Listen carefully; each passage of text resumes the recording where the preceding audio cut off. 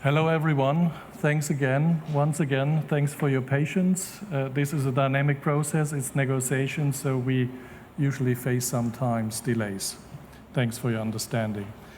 I'm here with the COP President, Mukhtar Babayev, UN Climate Change Executive Secretary Simon Steele, lead negotiator of COP29, Yalchin Rafiev, the subsidiary body chairs Harry Froils and Ambassador Nabil Munir, Leila Hazanova, Youth Climate Champion for COP29, and the NCQG co-chairs Fiona Gilbert and Sahir Fakir. We will hear first remarks from the COP President and we'll have later time for your questions. Mr. President, you have the floor.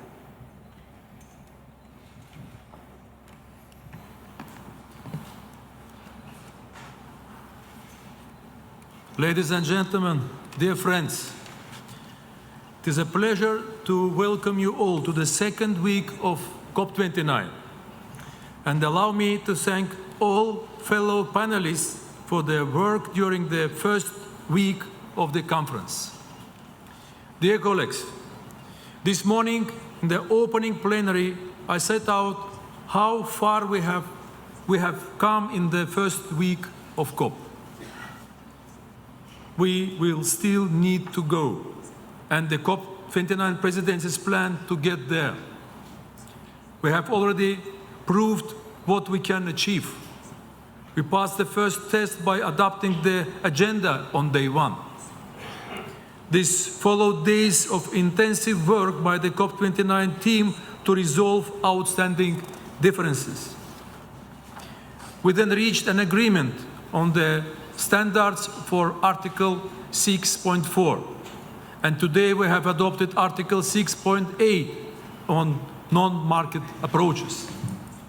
These are critical steps towards concluding Article 6 negotiations. We also saw the fund for loss and damage signed the hosting, trustee, and host country agreements. And we have also established the Baku work plan of the local communities and indigenous peoples platform. Dear colleagues, this represents progress, but we still have more to do. People have told me that they are concerned about the state of the negotiations. Let me be clear. I'm also concerned that the parties are not moving towards each other quickly enough. It's time for them to move faster. This week we will welcome ministers from around the world as the negotiations reach their final stage. Politicians have the power to reach a fair and ambitious deal. They must deliver on this responsibility. They must engage immediately and constructively. We have appointed ministerial pairs to hold consultations across a wide range of issues. We have also invited Brazil and the United Kingdom to support us to ensure we deliver a high ambitious and balanced package of negotiated outcomes here in Baku. They have been chosen as the incoming presidency and in developing country and as the last developed country presidency. We are delighted to have their support. On the NCQG, I am grateful to co-chairs for their hard work engaging with parties and developing the current draft text. They have cut it down to 25 pages, but we still have a long way to go. With ministers now in Baku, we need parties to work together to find solutions for the key political issues. And we have requested the ministerial pair to hold consultations. We are grateful for Ministers Yasmin Fuad of Egypt and Chris Bowen of Australia for their commitment to consult on three key issues: structure, quantum, and contributors. At the same time, the heads of delegations are expected to address the other outstanding issues. On mitigation, we have been clear that we must make progress. And we have heard a broad range of parties raise their concerns. During the last week, we have engaged with everyone on initiatives from the COP29 Presidency's action agenda, and we are building positive momentum. We have now appointed Ministers Tore Sandvik of Norway and Dion George of South Africa to consult on what a feasible mitigation outcome could look like. Ladies and gentlemen, the G20 will be meeting later today in Brazil. They account for 85% of global GDP and 80% of emissions. Their leadership is essential to making progress on all pillars of the Paris Agreement, from finance to mitigation and adaptation. We cannot succeed without them, and the world is waiting to hear from them. We urge them to use the G20 meeting to send a positive signal of their commitment to addressing the climate crisis. We want them to provide clear mandates to deliver at COP29. This is their chance to show their leadership. Ladies and gentlemen, allow me to make one final point. The highest possible level of ambition is indeed difficult, and it requires courage. Colleagues, now's the time to be brave. Thank you again, and we look forward to taking your questions. Thank you, Mr. President. Executive Secretary, you have the floor. Thank you, Alex, and good evening to all. And thank you for being here. So entering the second week of this COP, it's a mixed picture. It's been encouraging to see the significant strides forward, notably on carbon markets, making progress that previous COPs could not achieve. There's more work to do, of course, and I'm certainly not complacent. There are still challenges ahead there. The bottom line is we're a long way from halving global emissions this decade. So progress at COP29 is absolutely essential, and we must help countries to pick up this pace over this final week. We've also seen strong signals from two G20 economies already, the UK and Brazil, that have just submitted their NDCs. They plan to ramp up climate action, and they are clear they are doing so because it's 100% in their economic interest to do so. One less prominent but really crucial tool in the Paris Agreement toolkit is the new biennial transparency reports, which are due this year. These reports are vital enabling tools for all governments to help build an evidence base for stronger climate policies over time. And we have seen some submitted, and more are on their way, and I commend those front runners. But there is still a ton of work to do to ensure COP29 delivers. Parties need to be moving much faster towards landing zones. This applies to the negotiations on the NCQG in particular. I've been very blunt. Climate finance is not charity. It is 100% in every nation's interest to protect their economies and people from rampant climate impacts. Parties must wrap up less contentious issues early in the week so there is enough time for the major political decisions. We've worked closely with the Presidency, who have just laid out a clear approach to getting us to the finish line. Ministers who have just arrived need to roll up their sleeves and dive into the hardest issues. The package is starting to take shape, with the NCQG as the key pillar. I use the word package very deliberately, because if we want to succeed here, we cannot afford to keep getting stuck in negotiating silos. To put it another way, we can't lose sight of the forest because we're tussling over individual trees. We also cannot afford any outbreak of you firstism, where groups of parties dig in and refuse to move on one issue until others move elsewhere. This is a recipe for going literally nowhere, and could see global climate efforts go backwards at a time when we simply must move forward. We'll only get the job done if parties are prepared to step forward in parallel, getting us closer to common ground. The bluffing, brinksmanship, and premeditated playbooks are burning up precious time and running down the goodwill needed for an ambitious package. So let's cut the theatrics and get down to the real business this week. Yes, there are headwinds. Every one of us knows that. But lamenting them won't make them go away. And now is the time to be focusing on solutions. I know we can get this done. The presidency is working round the clock with diligence, determination, and even-handedness. The Secretariat will continue to be the steady guide by their side, whilst also supporting parties with a focus on inclusivity. Civil society is here in force, urging parties on and keeping this COP on in the global spotlight.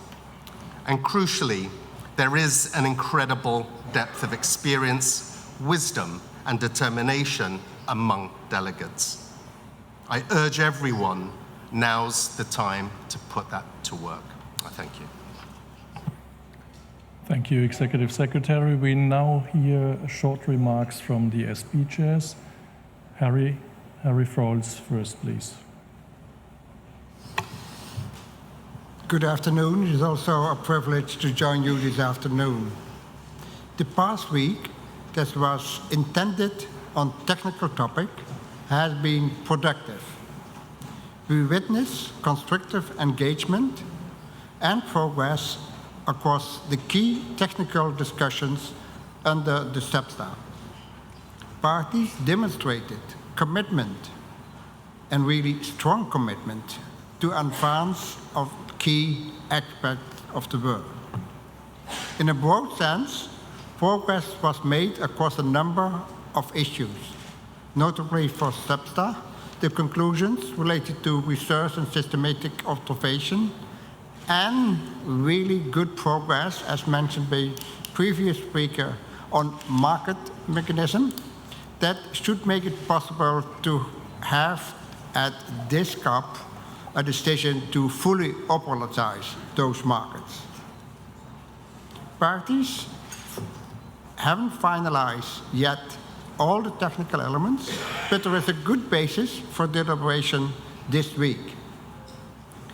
As also mentioned by other speakers, we have to speed up, and from the technical side, we have to shift our focus towards building on the progress achieved, towards conclusions and decisions at the end of the week, and approaching and addressing the remaining gaps.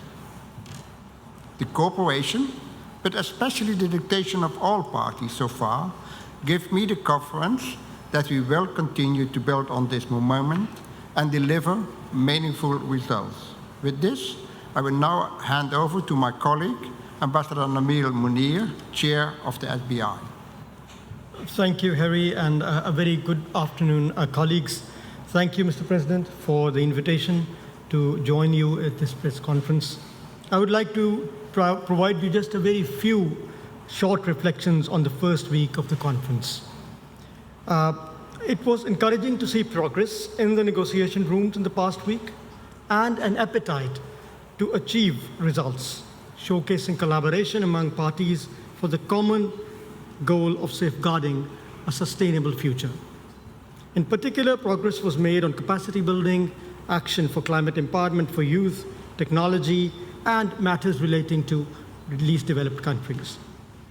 Despite progress, considerable efforts are still needed to address critical unresolved issues, such as mitigation work program, just transition, global goal on adaptation, matters relating to response measures, and of course, finance, where the rubber meets the road.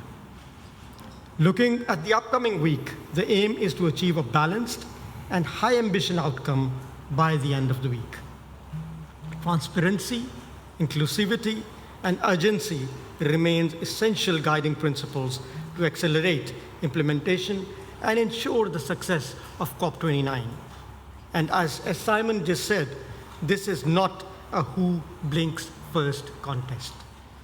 I would like to remind everyone that each decision made in Baku, each promise upheld, and each commitment strengthened is a seed planted. I urge parties to work together for ambitious outcomes. Thank you. Thank you, Ambassador. For your information, today is also the Youth Day, among other topics, and we have Leila Hasanova here, the climate champions, for some remarks. Over to you. Thank you so much, ladies and gentlemen. It's a pleasure to join you here today. Thank you all for coming, and thank you all of today's speakers.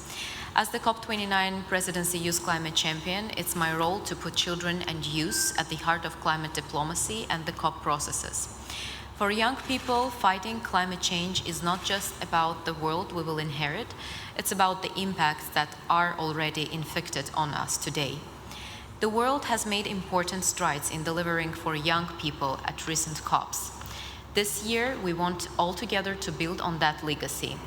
Youth is a cross-cutting part of the COP29 Presidency's plan to enhance ambition and enable action. As they enhance their ambition, we are calling on all parties to produce age-responsive climate plans. We must meaningfully engage young people in developing, implementing, and reporting on those plans. As we enable action by scaling up climate finance, I urge all stakeholders to find ways to direct resources to vulnerable young people and children. Currently, only 2.4% of climate finance reaches children and youth.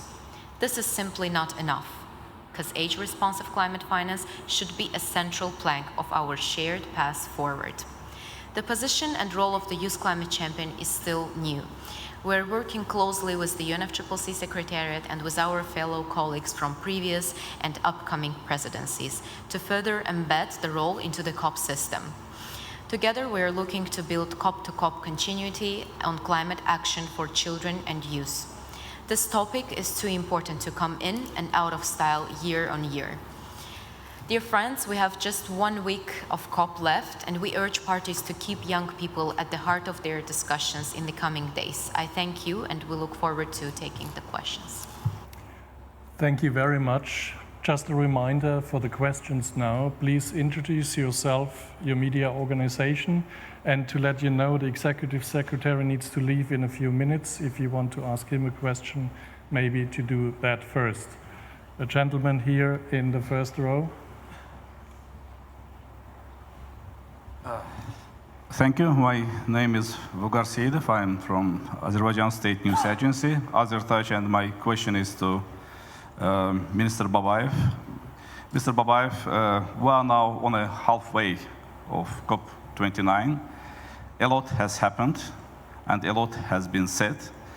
Having now reached the middle of COP29, how do you evaluate the chances for an absolute success of current conference in terms of reaching the goals that were initially set out for this COP29? And generally, would you agree with the opinion of many politicians and experts here that should those goals be reached, then current COP29 has every chance to become a turning point, some sort of a benchmark that many already call a beginning, a starting point of a new Baku process? Thank you.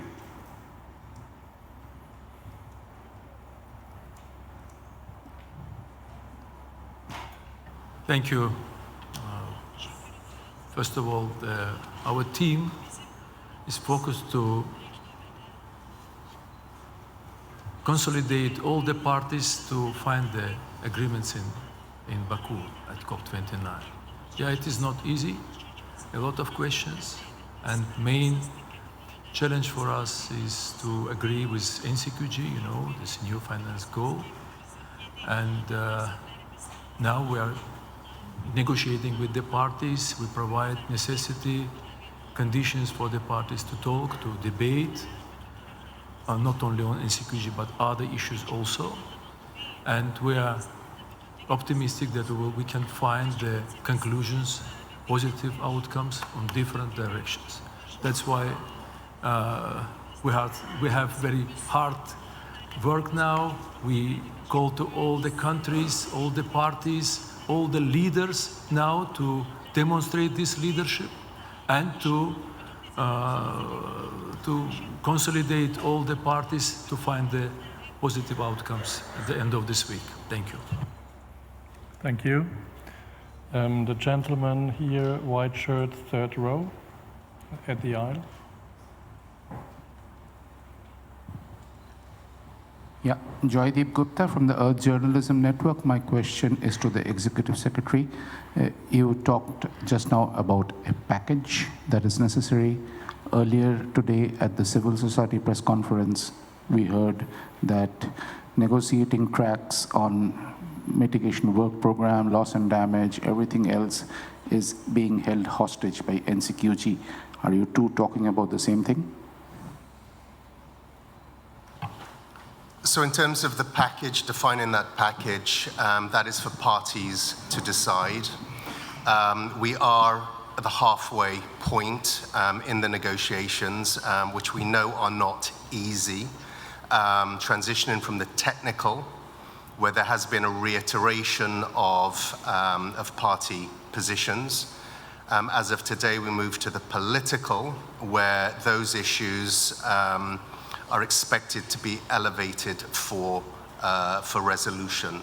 So let us see how this week plays out in addressing issues and how positions can come together for landing grounds which will result in that final package. The gentleman in the black sweater here, yeah. Sorry, James Murray from Business Green.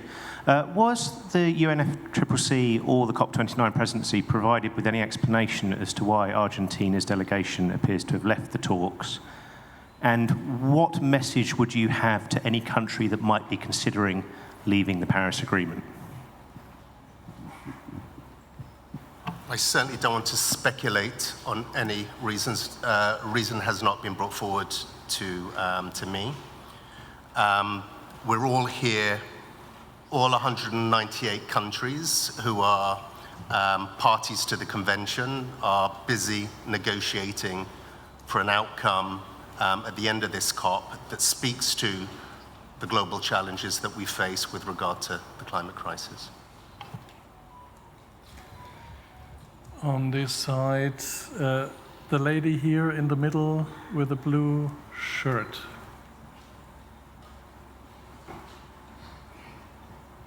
Thank you. Kenza Bryan from the Financial Times. I wondered whether you think Article 6 carbon deals should count as part of the wider NCQG, even though buyer countries will be receiving a service in exchange for that carbon. Should Article 6 deals count as part of the quantum in the NCQG, even though buyer countries will be receiving a service in exchange for those carbon credits, because they'll cut their own emissions? And then secondly, do any of you have anything to say about the role of how concerned you are about AI? It hasn't come up very much in these talks, and the way it could be driving more climate change. Okay. With regards to the finance package, what's within that package, what is outside of that package, that is for parties to decide. So that will be part of their determination. With regards to AI, there isn't a discrete agenda item on that, but clearly it is a technology that has global implications in every area. Gentleman, first row with the green pullover. Good afternoon, Benjamin Lejeune from AFP. A question for Mr. Babayev and Mr. Steele. You mentioned the expectation from the G20. Could you specify what you would like to read in the leader's statement in the G20? Thank you.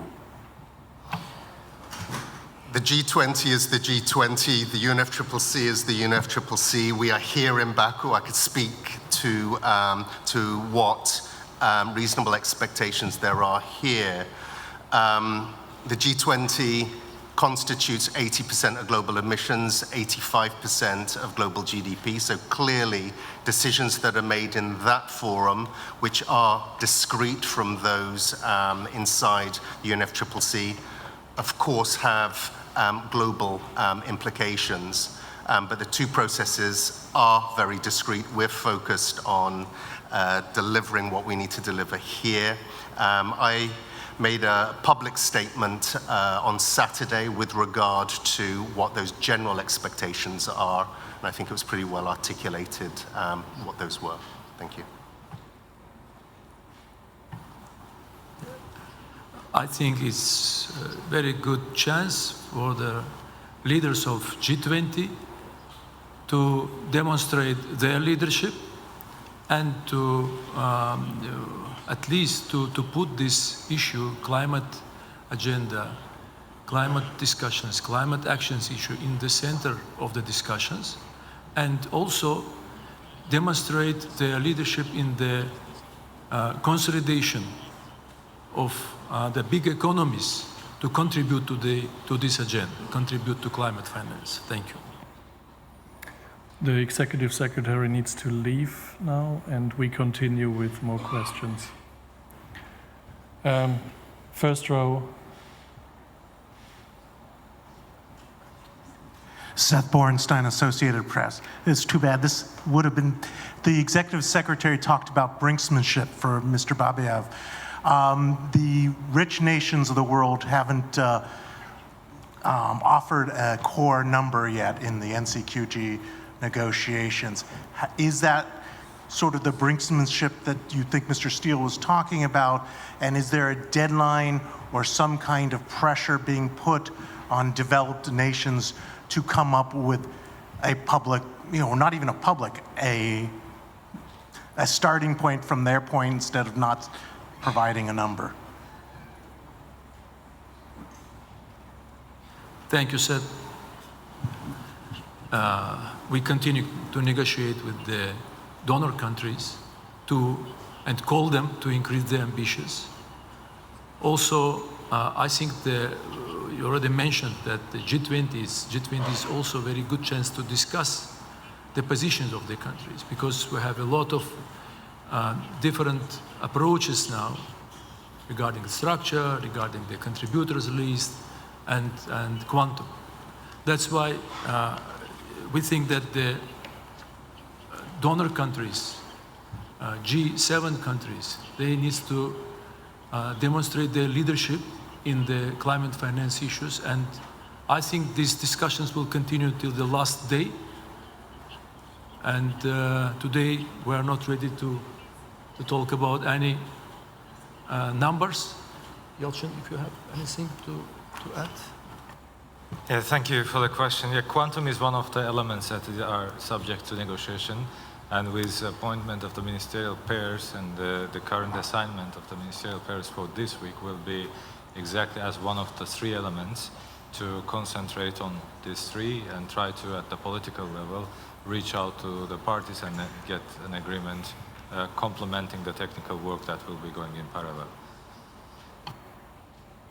Thank you. The SP chair has to leave, but we take two more questions. The lady in the fourth aisle, in the fourth row in the aisle, please. The microphone is coming from the back.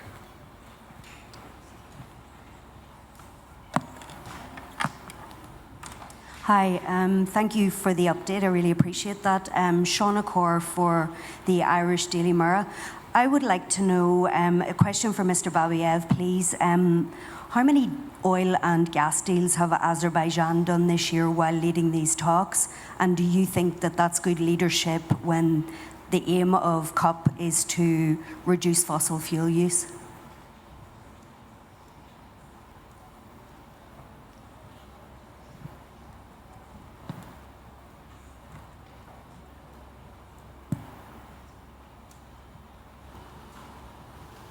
The main oil and gas producing country already adopted the decarbonization programs.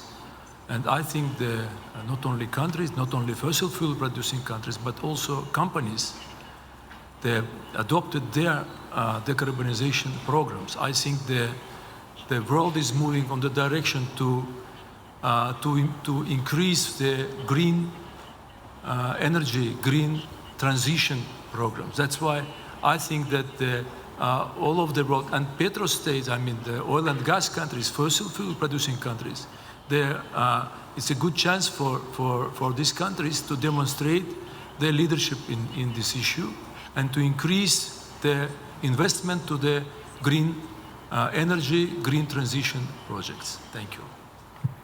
And the last question to the gentleman with the gray suit. Yeah, please.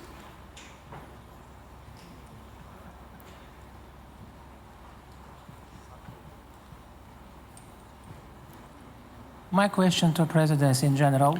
Could you please identify yourself? Kamran Gasimov, Real TV, Azerbaijan. My question to Presidency in general. And will COP29 be able to achieve his goal about climate financial? And how was past week? I mean, which achievements were approved? Thank you.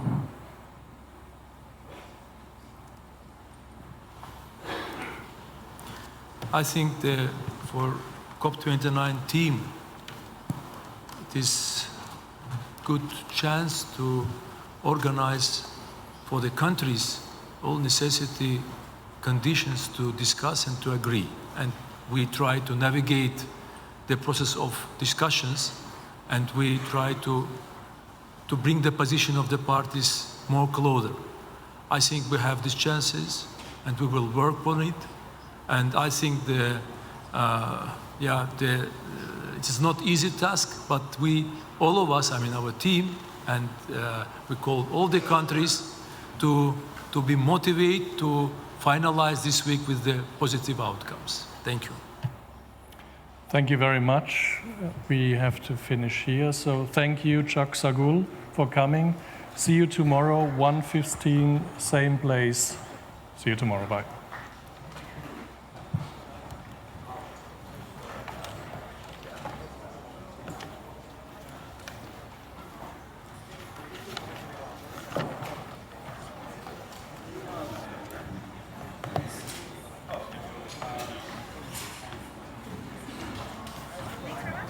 Thanks for coming. Yeah. They may have questions a little bit. Well, they'll be hard to find. Good luck. Hard to find. Good luck.